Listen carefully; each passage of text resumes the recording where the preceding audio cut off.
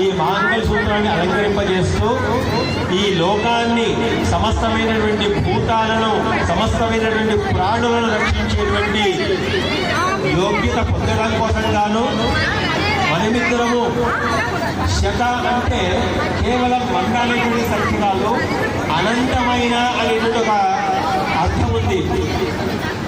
ఆ విధంగా శత మానం అంటే అనంతమైనటువంటి సంవత్సరాల వరకు కూడా ఈ లోకాన్ని రక్షించేటువంటి బాధ్యతను మనమంతా ఇద్దరిని కలిసి తీసుకుంటాము అనేటువంటి ప్రతిజ్ఞ చేత ఆ అమ్మవారి మెడలో స్వామివారు మంగళ సూత్ర ధారణ చేస్తూ ఉన్నారు. మాంగళ్యం తంతునానేన లోక రక్షణ హేతునా కంఠే బధ్నామి శుభకే జీవ శరదాం శతం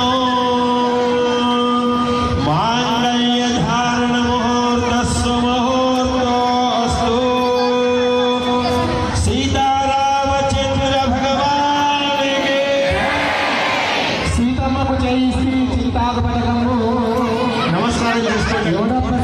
రామచంద్ర అన్నట్టు మన యొక్క అమ్మవారికి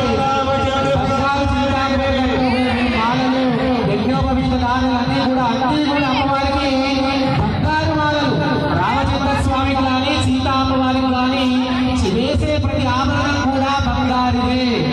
ఇక్కడ ఎటువంటి బుద్ధిశక్తికరమైనటువంటి మనం వేసుకుంటున్నాం. స్వామివారికి ఎందుకు వేయద్దు, అమ్మవారికి ఎందుకు వేయద్దు అనే ఒక ఆకాంక్షలో ఇక్కడ ఉన్నటువంటి కొంతమంది భక్తులున్నారు. ఇక్కడ మా మాణిక్యవాడు అమ్మవారు ఉన్నారు. వారి మొదటి నుంచి కూడా అమ్మవారికి సువర్ణ మంగళసూత్రాలు చేయించారు.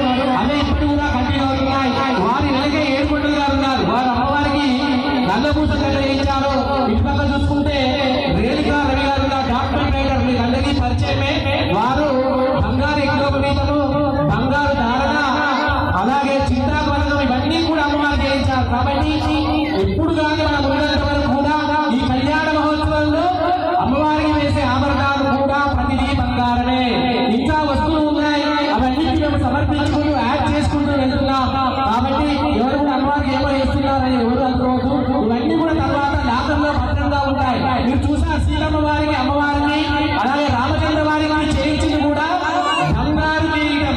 ప్రతి శ్రీరామనవమి రోజున సీతమ్మ వారికి రామచంద్ర స్వామి వారికి మన ఆలయం తరపున భక్తులు ఇచ్చే విధానంలో ఆ యొక్క బంగారు కిరీటం తయారు చేయించి ప్రతి సంవత్సరము రామనవమి రోజున అలంకరించడం జరుగుతుంది.